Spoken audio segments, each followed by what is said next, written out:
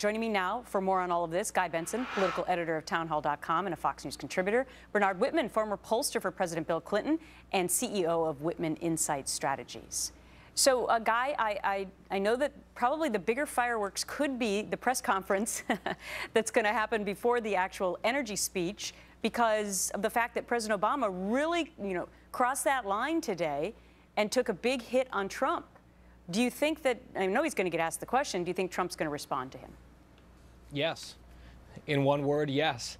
And that's because Donald Trump, as he says time and time again, sometimes more disingenuously than others, that he's a counterpuncher. And in this case, the President of the United States violated sort of that unspoken bipartisan rule, inserted himself into the campaign overseas by really hitting Donald Trump, calling him ignorant and other things. And I suspect that Donald Trump will not just take that lying down, and we'll probably hear about it, whether it's in this press conference or in a Twitter screed at some point. President Obama, I'm sure, is anticipating some incoming. All right. Bernard, would you have advised the president to have done this? And maybe you would have advised him to have done it earlier. I don't know. But is he doing it to try and help Hillary Clinton? I think he's doing it because he's speaking truth to the American people. I mean, the idea that we should be somehow offended that President Obama broke some bipartisan rule of politics. Donald Trump has broken every single rule of decorum and politics that exists, and he continues to break them on a day-to-day basis. But I do want to congratulate Donald Trump for clinching the Republican nomination. The GOP now has exactly the candidate they deserve, and I am offering an olive branch to Guy Benson to come on board the Hillary Clinton campaign, because I know, Guy, what a strong Trump supporter you are, so you must be delighted at today's events. Well, Hillary Clinton's had a few problems of her own, which we're going to get to in just a moment. But, Guy, I don't know. You want to respond to that? Sure. I mean, I've been very critical of Donald Trump. The people have spoken on the Republican side. He's the nominee for the Republican Party. I don't plan on voting for him. I absolutely do not plan on voting for Hillary Clinton, who's a statist, she's a liar, and she's corrupt. While we're waiting for Donald Trump with that tee-up, Guy, let's talk a little bit about what's going on with Hillary Clinton, because that IG report, Bernard, that came out yesterday was not good news for her. Brian Fallon, her spokesperson, went on damage control last night and continuing today. But that is not good news. And now even the Washington Post was calling for the FBI to try to wrap up its investigation into her dealings with her private server before the nomination process at the convention, so that the American people will actually know whether or not she's going to be charged. Bernard? Yeah, I mean, I actually agree with the Washington Post in that I think it's time for this investigation to be over. It's been going on for months and months and months. I think let's just get it out there. I think Hillary Clinton would say the exact same thing.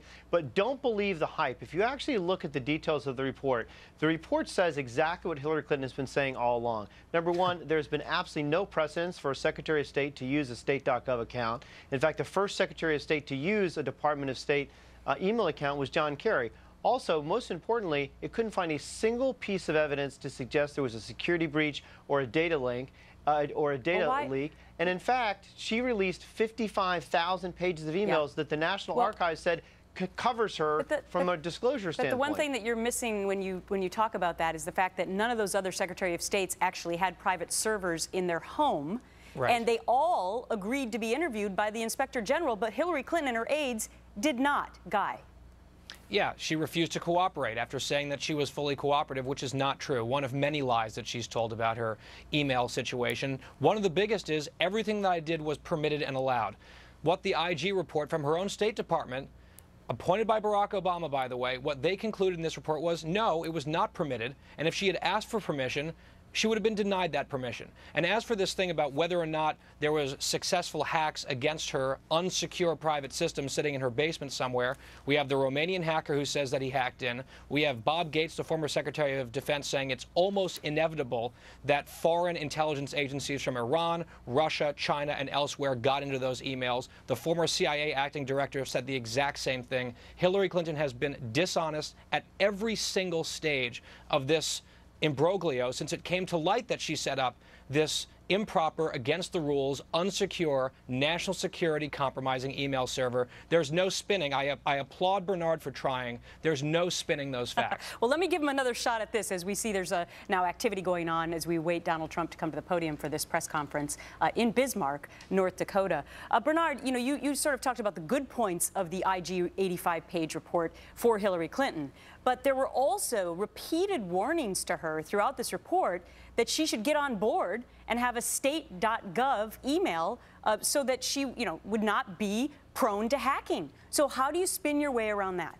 Look, the fact is, if I were Secretary of State, I would look to all the previous Secretaries of State and figure out what they did. Not a single one used them. And dozens of people, as the OIG report points out, knew about this. So, I mean, the idea that somehow that she was out there, cavalier and nobody knew it, she was doing all this in secret, is just not actually the case. Why didn't she do an interview then with the Inspector General? Why was she the only last 5 Secretary of States who said no? I can't speak to that. She didn't ask me. If I had told her whether she should have or not, I would have actually encouraged her to do so. But what she did say, and I think she said it a little too late, but she said it loud and clear repeatedly for the last few months, this was a huge mistake, which I agree it was. But to rise to the level of what Guy is purporting it to be is just not the case. I think if we had known that there was a breach, we would have heard about it by now. And the fact that the Republicans continue to come back to this shows how weakly they are prepared to actually campaign this is not This is not a right-wing conspiracy again, is it, Guy? Thank you. Nope, it's the Obama administration's Inspector General, a nonpartisan watchdog at the State Department, unanimously confirmed by a Democratic Senate. To blame this on the Republicans is silly. And by the way, you keep saying, oh, well, none of the other secretaries of state did this. It's true. None of them set up an unsecure server in their basement and trafficked thousands of classified emails through it, including dozens of top secret emails. That is one person who did that. That is Hillary Rodham Clinton. And that's the one fact that Bernard does not want us to continue to talk about, but that is the one thing that sets her apart from those other secretaries of state.